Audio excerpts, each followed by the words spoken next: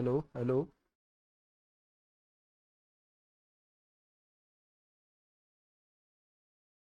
हाँ तो बच्चों, मैं सर को नेक्स्ट नीट के नेक्स्ट शुरू करता हूँ। अभी अपन ने जो कि 45 से 50 क्वेश्चन किए थे,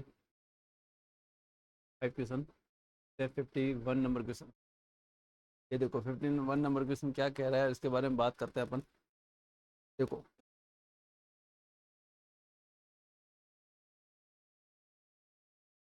क्वेश्चन को ध्यान से समझना है, और काफ़ी कॉन्सेप्ट होते हैं जो अपने क्लास में किए हुए होते हैं, लेकिन बस वो रिकॉल नहीं हो पाते। देखो first, given below are two statement, trans but two in upon treatment with bromine in CCl4 gives the following product. अब ये जैसे ही क्वेश्चन आता है, बच्चे सोचते हैं भाई अब ये इस फॉर्म में दिए हुए हैं तो अपन कैसे किया जाए, है ना। तो अपने को क्या करना है कि इसके लिए दो चीज़ें याद रखनी चाहिए। एक तो होता है कसम, एक होता है CAR, कार। ये याद रख लो। फिर उसके बाद है ना, ये याद है ना, कसम तो TSR हो जाएगा, TAM हो जाएगा। ये अगर जिसको याद है ये आंसर कर लेगा आराम से। बस इतना सा कॉन्सेप्ट याद होना चाहिए था। अब ये देखो, ये क्या दिया, trans you to in upon treatment with bromine in CCl4। जब अपन क्वेश्चन करते हैं, रिएक्शन मैकेनिज्म करते हैं, तो अपने को पता है कि ब्रोमीन इन CCl4 ये है जो कि एंटी प्रोडक्ट है। एक होता है सिन रिएक्टेंट, एक होता है एंटी रिएक्टेंट। ये देखो, सिस एंटी से रिएक्शन करता है, यहाँ पे ट्रांस एंटी से रिएक्शन कर रहा है, क्या बनेगा, मीजो बनेगा। तो इससे प्रोडक्ट क्या बनेगा, मीजो बनेगा। पहली बात तो ये गिव द फॉलोइंग प्रोडक्ट ये। अब बात आता है सिस। सिस है जो कि ट्रीटमेंट कर रहा है किसे, एल्केलाइन KMnO4। ट्रांस जो एंटी प्रोडक्ट है वो एंटी रिएक्टेंट है, जो कि दो एक ही है जो अपने को याद रखते हैं। एक तो ब्रोमीन है, मैन और जो कि आप दो तीन प्रोडक्ट को रोक के, रिएक्टेंट को छोड़ के, और सारे सिस होते हैं। तो ये एल्केलाइन KMnO4 सिस है। तो ये सिस है जो कि सिस सिन से रिएक्शन करके ये भी मीजो बनाता है। मतलब ये प्रोडक्ट भी मीजो होना चाहिए, ये प्रोडक्ट भी मीजो होना चाहिए। मीजो प्रोडक्ट किसको कहते हैं, मीजो प्रोडक्ट देखो ध्यान से देखो, ये होता है मीजो प्रोडक्ट। यहाँ पे अगर OH है, यहाँ OH है, यहाँ H है। एक तो इस प्रोडक्ट में ये हाइपोथेटिकल एक सिमेट्री लाइन होनी चाहिए। ऊपर अगर S बन रहा है तो नीचे भी R बनना चाहिए, ये एक दूसरे का अपोजिट होना चाहिए। ये होता है मीजो प्रोडक्ट। यहाँ देखें ब्रोमीन, इसके सामने ब्रोमीन नहीं है, ऐसे OH के OH। यहाँ OH है, इसके सामने OH है, एक सिमेट्री होमोजेनस बनेगी। तो ये तो मीजो है, ये मीजो नहीं है। अब देखते हैं, statement 1 is incorrect but statement second is correct. यहाँ पे अपने को लग रहा है सेकंड तो सही है, और स्टेटमेंट फर्स्ट है जो कि इनकरेक्ट है। तो अपने को पहला ही आंसर हो गया, ये आंसर होगा। और ये आंसर नहीं होगा, लेकिन इस बच्चे ने जो किया है वो आंसर गलत है। देखो, ठीक है। ये अपने को, ये अगर ये कॉन्सेप्ट अगर पता था ना तो अपन ये कर पाते, नहीं तो नहीं कर पाएंगे। आगे देखो,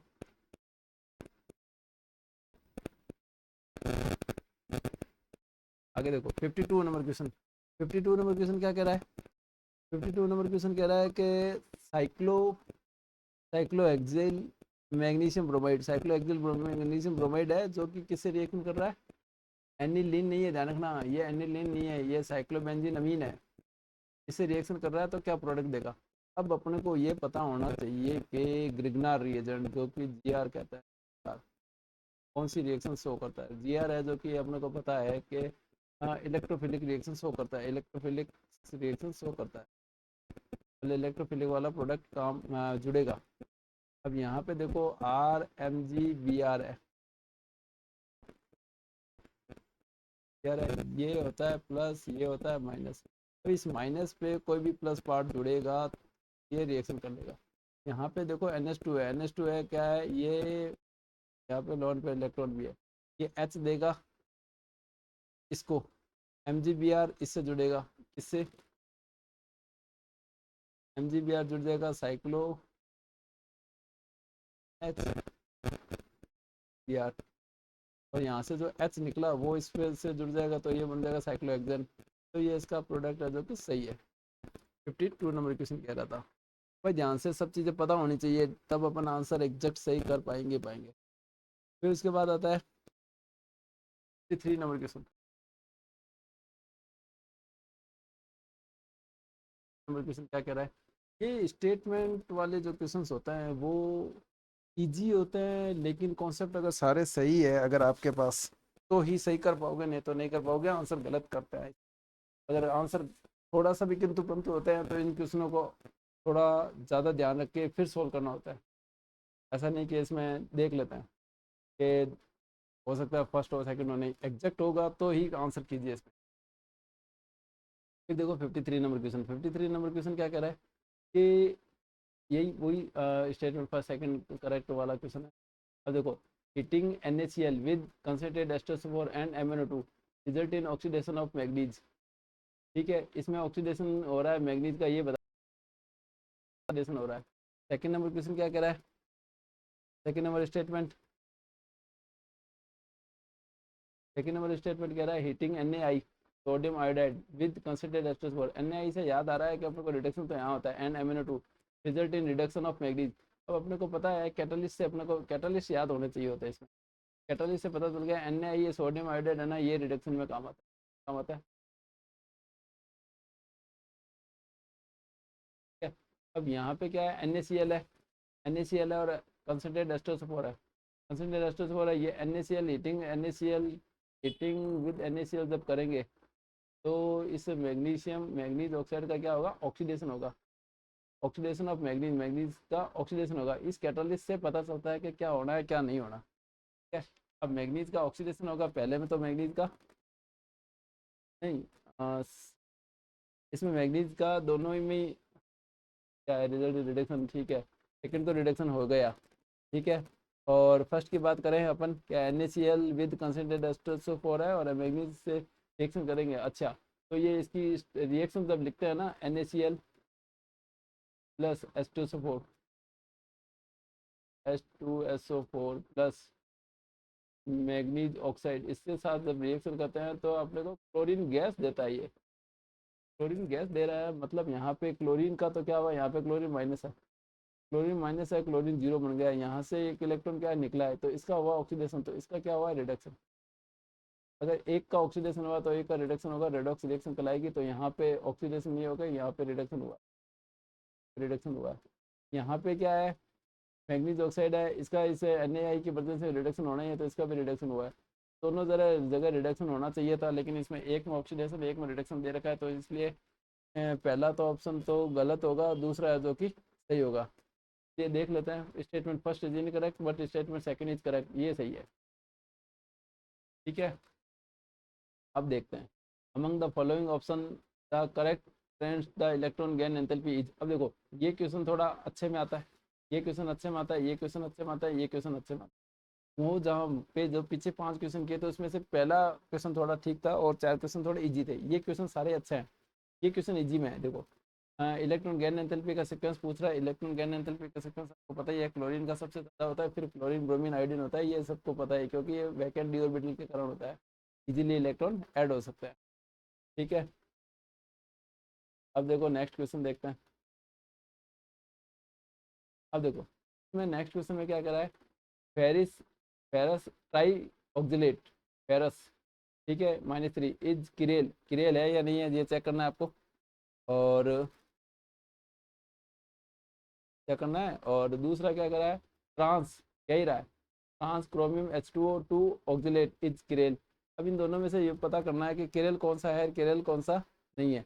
अपने को फर्स्ट में स्टेटमेंट में पता चल रहा है कि ये तो होमोलेप्टिक लिगेंड वाला एग्जांपल है, जिसमें सारे लिगेंड सेम है, जिसको कहता है होमोलेप्टिक लिगेंड। ठीक है, ये अगर इसको अरेंज करेंगे तो देखो ऐसा है कि इस पेपर में थोड़ी सी जगह की कमी है, इसलिए अपने को एग्जैक्ट थोड़ा सा लिख नहीं पा रहे हैं। यहाँ से ये बाइडेंटेड लिगेंड है, यहाँ से ये बाइडेंटेड है, ये बाइडेंटेड कर देते हैं, ये बाइडेंटेड और एक ये बाइडेंटेड, ऐसे बाइडेंटेड लिगेंड जोड़ेंगे। अब इसमें क्या है, डी और एल की कॉन्फ़िगरेशन बन जाएगी, डी बन जाएगा और एल बन जाएगा। अगर डी और एल बन जाएगा, कब बनेगा, तभी बनेगा जब ये क्रेल हो, तो ये क्रेल तो हो जाएगा।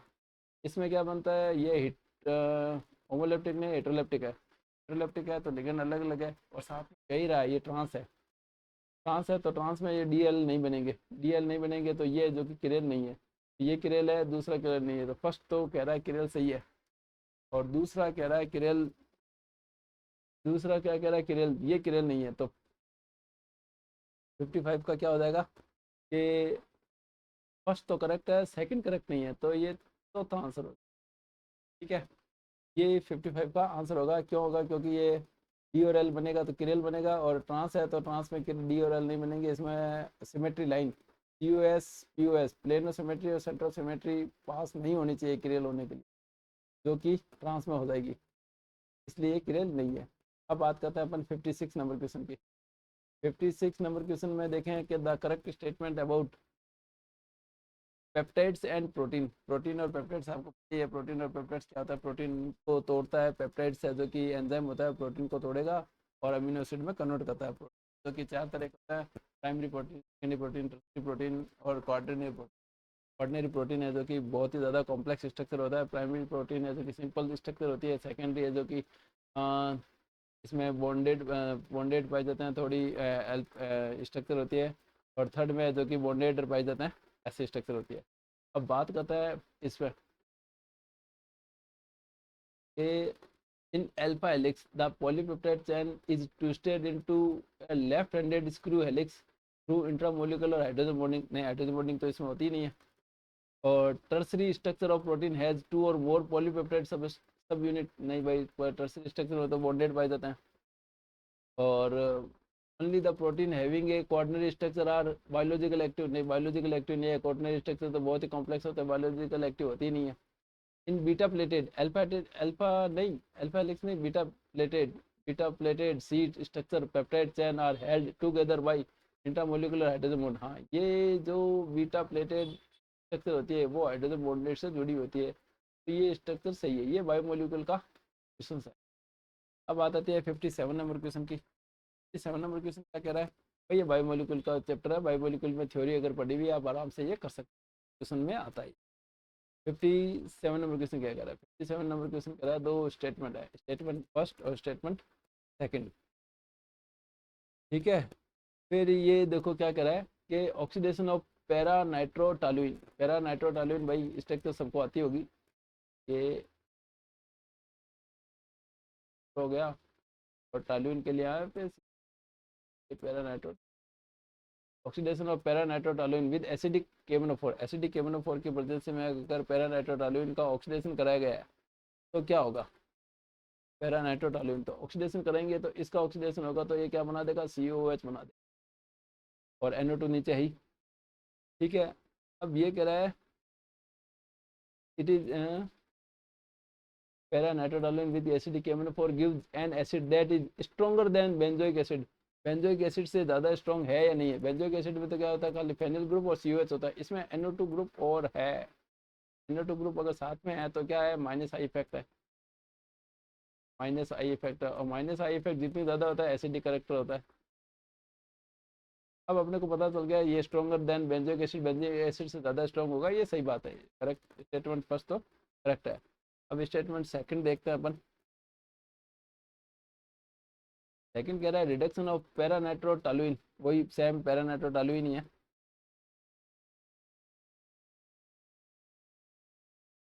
हाँ, पैरानाइट्रोटॉलुइन है, पैरानाइट्रोटॉलुइन। ठीक है, विद सिन टिन और HCl। टिन और HCl अगर आ गया तो इसी को कहता है स्टीफेन रिडक्शन। क्या कहता है? Stephen reduction.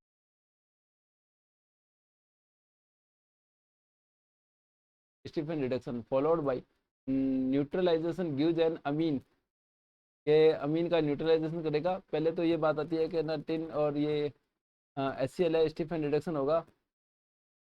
स्टीफन रिडक्शन होके क्या प्रोडक्ट देगा, पहले तो ये देखते हैं।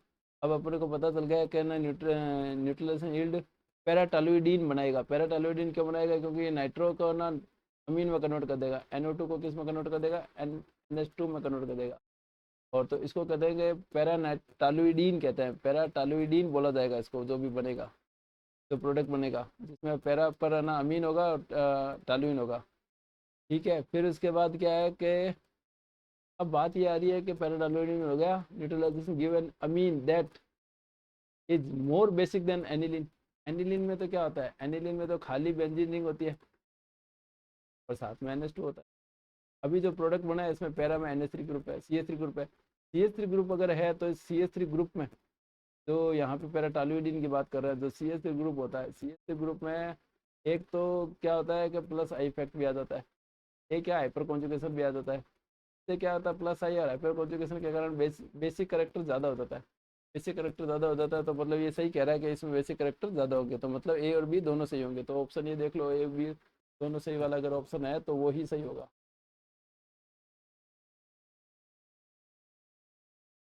देखो both statement A first and statement second are correct, ये सही बात है। ये इसने सही कहा है कि यही करेक्ट का, ये आंसर क्वेश्चन सही है। अब देखो, identified the reaction with you. हाँ, identified the reaction which give aniline as the major product. अब ये पूछ रहा है कि मेजर प्रोडक्ट में एनिलीन कौन कौन देता है। अब पहली बात आती है कि रिडक्शन ऑफ बेंजोनाइट्राइल, बेंजोनाइट्राइल है विद LaH4।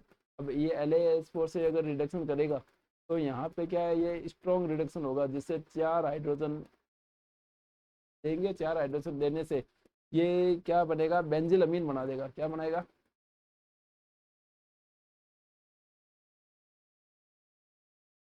बेंजिल अमीन बना देगा। अपने को तो एनिलीन बनाना था, ये तो नहीं बनाएगा। अब ये बात आ रही है कि केओएच और ब्रोमीन, ब्रोमीन और केओएच से अगर करा रहे हैं तो अपने को केओएच बन गया, ब्रोमीन बन गया। तो अभी रिएक्शन का नाम याद आ रहा है आपको, हाफमान ब्रोमाइड रिएक्शन। हाफमान ब्रोमाइड रिएक्शन से आपको पता है एक कार्बन कम वाला अमीन बनता है, तो इससे एनिलीन बन जाएगा।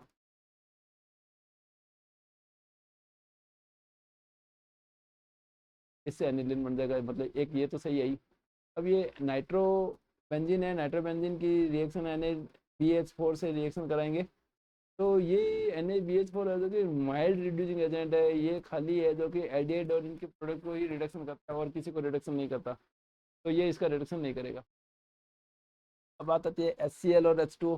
HCl और H2O एसिडिक हाइड्रोलाइसिस कराते हैं, एसिडिक हाइड्रोलाइसिस कराएंगे तो इसका एसिडिक हाइड्रोलाइसिस कराएंगे, तो एसिडिक हाइड्रोलाइसिस कराने से इसका क्या बन जाएगा, एनिलीन बन जाएगा। कैसे, पहले तो यहाँ पे ये H दे देगा इसको और OH इधर दे देगा, तो इधर तो बन जाएगा एसिटिक एसिड और इधर बन जाएगा एनिलीन। तो ये बी सही है, ये भी सही है, और बी और डी में दोनों में एनिलीन बनता है, तो ये आंसर सही हो जाएगा। बी और डी अगर है तो आंसर ये हो जाएगा। मतलब इस बच्चों ने सही किया है बी और डी, तो बी और डी इस बच्चों ने सही किया है। आगे देखो, आगे क्वेश्चन है 59। 59 क्या कह रहा है, 59 कह रहा है, ये क्वेश्चन अच्छा है, ये थर्मोडायनेमिक्स का क्वेश्चन है, अच्छा क्वेश्चन है। 59 क्वेश्चन क्या कह रहा है, 59 कह रहा है 2 मोल्स ऑफ आयोडाइज्ड गैस। देखो पहले तो देख लो क्या क्या दिया हुआ है। 2 मोल दिया हुआ है, आइडियल गैस दिया हुआ है, अंडरगोज फ्री एक्सपांसन। ये ध्यान रखना, ये फ्री एक्सपांसन वर्ड का होता है। 10 litre to 100 litre and 300 kelvin. The value of system और सराउंडिंग की एंट्रोपी फाइंड आउट करनी है, del S, change in entropy find out करनी है। बात ये आती है कि एक एंट्रोपी क्या होती है। एंट्रोपी का जो वर्ड होता है, एंट्रोपी होती क्या है, एंट्रोपी होती है रैंडमनेस ऑफ पार्टिकल। क्या, रैंडमनेस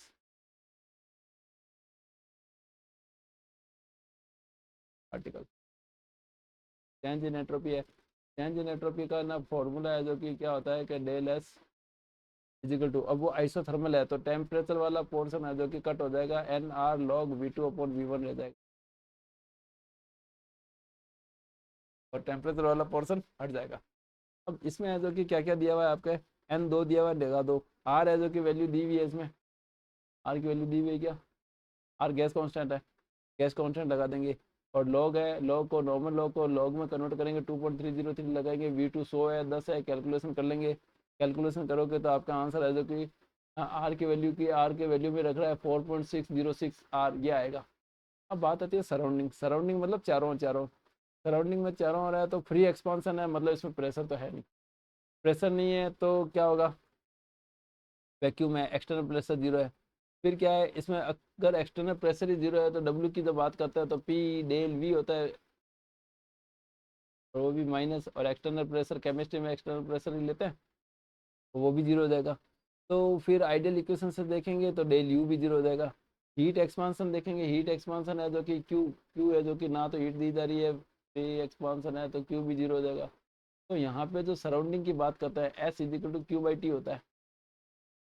क्यू जीरो हो गया तो ये भी जीरो हो गया, तो मतलब सराउंडिंग में जीरो होगा, तो कौन सा हो जाएगा सराउंडिंग में जीरो, इसमें ये सिस्टम है तो 4.606 और सराउंडिंग में जीरो, तो पहला आंसर। भाई ये क्वेश्चन अच्छा क्वेश्चन है, 59 क्वेश्चन भी अच्छा क्वेश्चन है, और स्टेटमेंट वाले अच्छे क्वेश्चन थे, खाली एक 58 नंबर क्वेश्चन है जो कि थोड़ा ठीक ठाक इजी क्वेश्चन था। ठीक है, 58 इजी था और नॉर्मल क्वेश्चन थे, और उसमें देखा था कि इलेक्ट्रॉन गैन एंथैल्पी वाला थोड़ा इजी क्वेश्चन था और अच्छा क्वेश्चन है। क्वेश्चन का लेवल अच्छा है, एकदम इजी नहीं कह सकते, मीडिएट से भी थोड़ा अच्छा लेवल का क्वेश्चन पेपर है, पिछली बार से भी अच्छा लेवल का क्वेश्चन पेपर है। में क्या होता है कि अगर आपको सारे कॉन्सेप्ट पता है, अगर आप ध्यान से देखोगे तो आंसर आ जाएंगे, लेकिन ध्यान से देखना पड़ेगा, नहीं तो अगर ध्यान से नहीं देखेंगे सिली मिस्टेक करके आ जाएंगे, और मानने के बावजूद अपन गलत करके आ जाएंगे। देखो नंबर क्वेश्चन क्या कह रहा है, नंबर क्वेश्चन कह रहा है the compound that can not be obtain from aldol condensation reaction so below. अब ये कह रहा है कि एल्डोल कंडेंसेशन से आंसर नहीं आना चाहिए, कैन नॉट करना नहीं चाहिए। अब एल्डोल कंडेंसेशन होता है क्या, जिसमें क्या होता है अल्फा हाइड्रोजन प्रेजेंट होना ही चाहिए, अल्फा हाइड्रोजन प्रेजेंट हो। अब इसमें देखो अल्फा हाइड्रोजन इसमें नहीं है, अल्फा हाइड्रोजन, लेकिन इसमें अल्फा हाइड्रोजन यहाँ पे है, अल्फा हाइड्रोजन है, मतलब यहाँ पे अल्फा हाइड्रोजन है, तो एल्डोल कंडेंसेशन। अब एल्डोल कंडेंसेशन से कौन सा प्रोडक्ट बन ही नहीं सकता, ये पूछ रहा है। ठीक है, कौन से 60 नंबर क्वेश्चन से। अब देखो इसमें देखें, देखो इसमें अल्फा एल्डोल कंडेंसेशन होती है, साथ में बाद एलिमिनेशन रिएक्शन भी होती है। एलिमिनेशन रिएक्शन होगी तो यहाँ पे क्या है कि यहाँ पे से दो हाइड्रोजन निकलेंगे, यहाँ पे एक ऑक्सीजन निकलेगा, ये प्रोडक्ट बन, ये प्रोडक्ट बन सकता है, ये प्रोडक्ट बन सकता है, सिस बात हो रही है यहाँ पे सेम।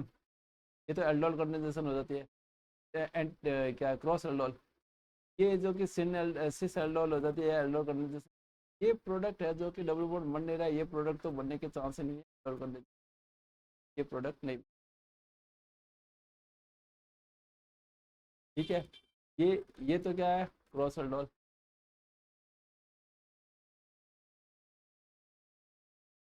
और ये क्या है क्रॉस, ये क्या है खाली एल्डोल कंडेंसेशन, डिमेंशन रिएक्शन नहीं कहते हैं इसी को क्रॉस एल्डोल को, ये कुछ नहीं है, तो आंसर हो जाएगा 2 नंबर। अब आगे देखें 1 नंबर क्वेश्चन, 65 तक तो कर ही लेते हैं।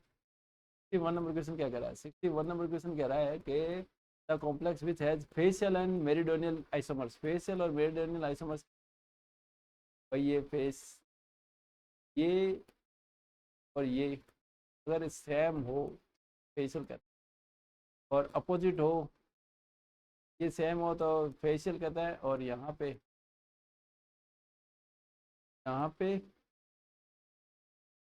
और यहाँ पे सेम हो तो उसको मेरिडोनियल कहता है। मेरिडोनियल क्या होता है, ट्रांस की तरह ही होता है, लेकिन ये फेशियल और मेरिडोनियल किस में पाया जाता है, ये सारा कॉन्सेप्ट पाई ऑक्टाडल में पाया, ऑक्टाडल हो तो ही क्वेश्चन करो, नहीं तो ऑप्शन करो आंसर करो, सही आंसर आएगा, नहीं तो नहीं। अब बात आती है कि इसमें कौन सा हो सकता है, कौन सा 61 नंबर क्वेश्चन है, क्या करें। अब बात ये कह रहे हैं कि देखो ये बाइडेंटेड लिगेंड है, लेकिन ये जो भी है, ये क्या नाम है फेशियल ओबेडोनियल, ये यूनिडेंटेड होना चाहिए।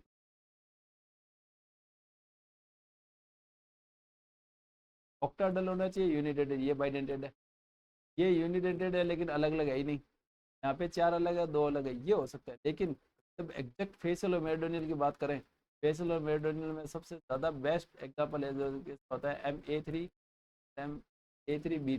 में, जो कि सबसे ज़्यादा बेस्ट ऑक्टाडल में फेशियल और मेरिडोनियल होता है, जो कि 2 में दिखाई दे रहा है। यहाँ पे ये 4 है तो फेशियल और मेरिडोनियल का कॉन्सेप्ट नहीं बैठेगा, चेक नहीं होगा, सबसे बेस्ट एग्जाम्पल इस 61। तो इसमें फेशियल मेरिडोनियल समझ ही गए, एक फेस पे सेम मिलेंगे, ये फेस सेम हो जाएगी, या ये फेस सेम हो जाएगी, या ये फेस सेम हो जाएगी, तो कहता है फेशियल।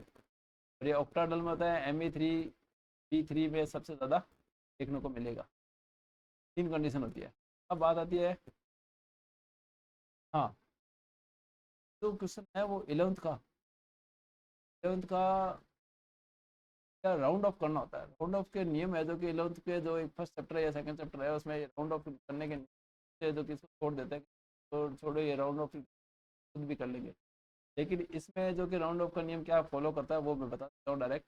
ये जैसे 70 पॉइंट है, 0, 4, 0, 1, 4, 1, 4, 5। अब ये कह रहा है कि पॉइंट के बाद 3 नंबर तक ही लेना है।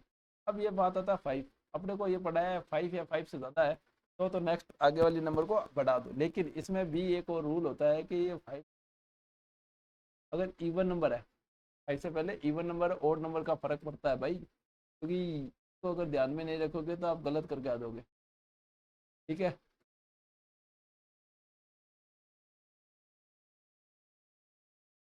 ठीक है। अब ये बात आती है कि ये इवन अगर नंबर है, 5 से पहले इवन नंबर है तो ये आगे वाली नंबर चेंज नहीं होगी। 5 से पहले अगर ओड नंबर है तो चेंज होगी। फिर क्या है, ये देखो 5 से पहले ओड है तो ये चेंज हो जाएगी, 5 से पहले इवन है तो चेंज नहीं होगी। तो ये आंसर होगा देखो 7.014 ये रहेगा, और ये इस 0.023 थ्री का 4 हो जाएगा क्योंकि ओड है।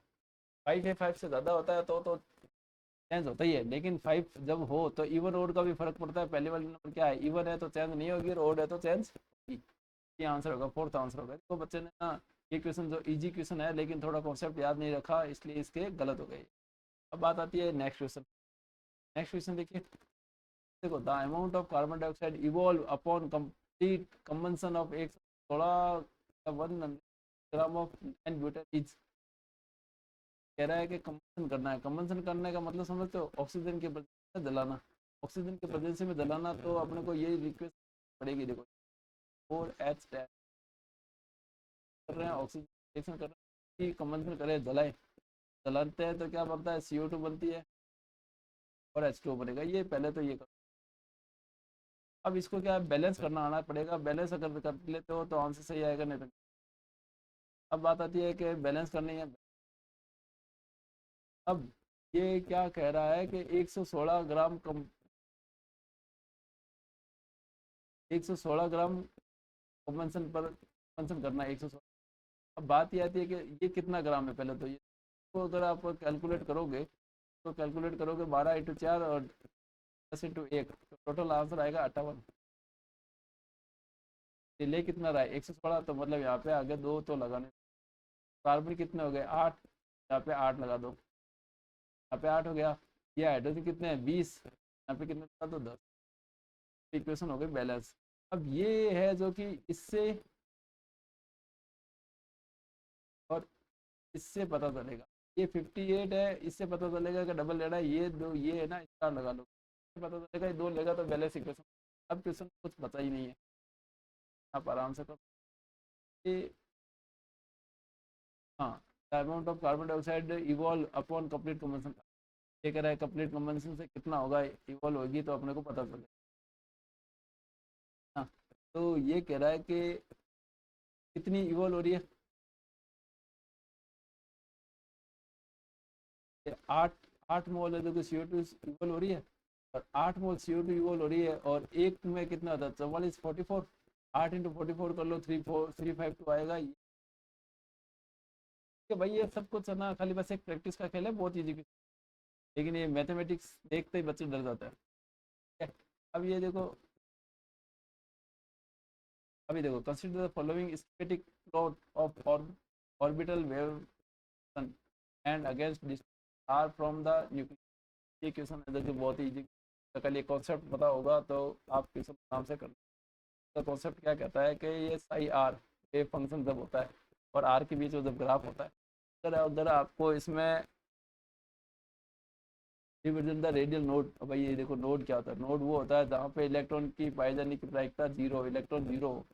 रेडियल नोड में क्या करना है कि ये जो आपका 0 वाली लाइन है ना, ये जो 0 वाली लाइन है, ये जो ग्राफ है जो कि जितनी बार कटता है उतनी बार नोड आती है। यहाँ पे देखो कटी नहीं, यहाँ पे देखो एक बार कटी, यहाँ पे देखो 2 बार कटी, यहाँ पे देखो शुरू होने के बाद एक बार ही कटी, यहाँ पे 2 बार कटती है, 2 बार कटती है तो रेडियल नोड 2 बार हो गए। तो ये आंसर होगा सी। इस ग्राफ में 0 वाली लाइन को है जो कि 2 बार काटा है तो 2 रेडियल नोड निकलेगी। ठीक है। अब बात आते हैं, the following carbocation is stabilize by the interaction of empty p orbital with.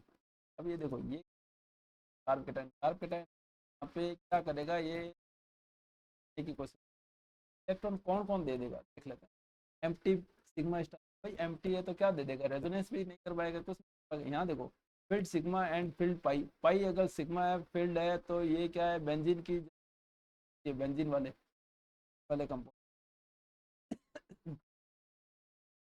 भी होगा, पाई भी होगा, तो रेजोनेंस कार्बोनेट भी देंगे, यहाँ से इलेक्ट्रॉन। ये अगर एम्प्टी है तो क्यों मिलेगा, क्यों होगा, कुछ नहीं होगा। तो ये जो फील्ड है वही इलेक्ट्रॉन देंगे, और इलेक्ट्रॉन देंगे तो रेजोनेंस होगा तो स्टेबिलिटी आएगी। ठीक है, स्टेबिलिटी आएगी। तो 65 का हो जाता है second number question.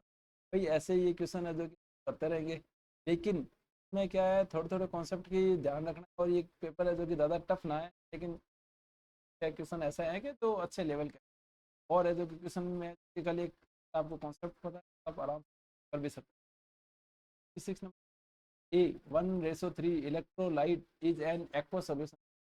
Aqua solution 1:3 electrolyte होना चाहिए। देखो, इसमें क्या है, पॉजिटिव एक ही है, इसमें पॉजिटिव एक एक, इसमें पॉजिटिव एक दो, इसमें पॉजिटिव एक और नेगेटिव तीन।